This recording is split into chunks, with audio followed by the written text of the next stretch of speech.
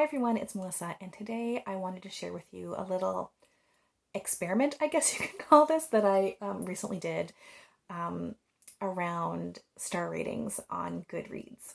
So basically, I'm going to talk about why I stopped using star ratings and what I concluded by doing that. First of all, people use the scale completely differently. So some people use it the way Goodreads intended the scale to work, but I would say the vast majority of people don't use it that way.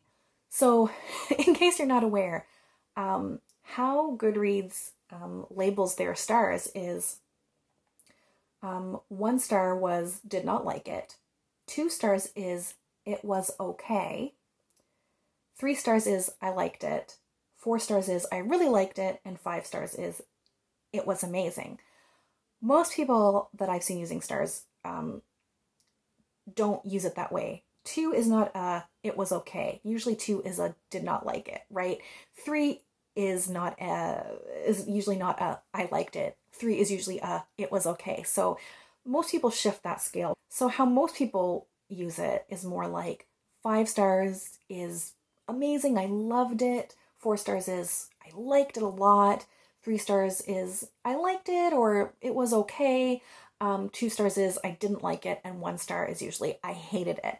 So that's how I think most people use it. So that kind of intrigued me, the fact that very few people are really using the Goodreads star system, how Goodreads has it laid out. And beyond just the scale itself, I think a lot of people can also come at the ratings from a lot of different angles. I know some people use the ratings more objectively and some people more subjectively. Maybe someone, for example, gives a book a fairly high rating even when they didn't personally like the book, but they thought maybe the writing was good, but maybe the story wasn't for them or the genre wasn't for them or whatever.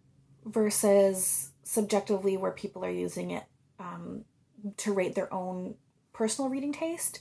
For example, maybe they might objectively realize that something is not really the best quality of writing, that the characters aren't the greatest, but they were just really entertained by it, and so they're going to rate it highly. So all of these ways of rating books on Goodreads are entirely valid, because Goodreads it's not an author platform. It is a reader platform.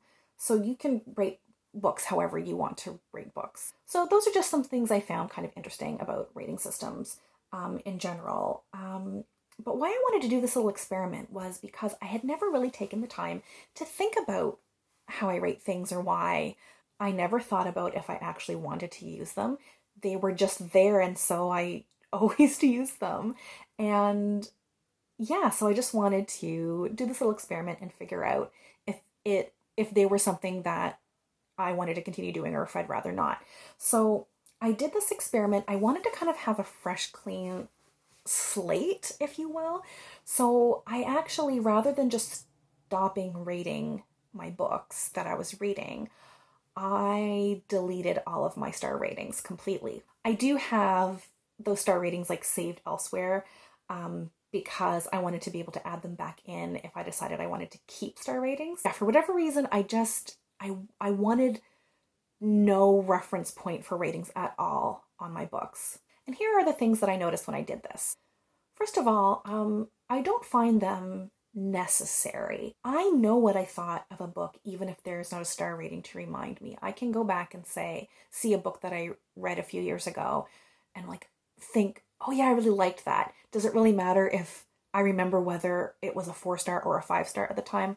No. And I will remember if I really disliked a book. So star ratings for me, I found, aren't really necessary. Another thing that I was thinking about when I did this was realizing that star ratings actually do change over time, or at least they might change over time. So, for example, if I'm rereading a book I read a very long time ago, chances are it's not going to have the same rating I gave it, like 20 years ago.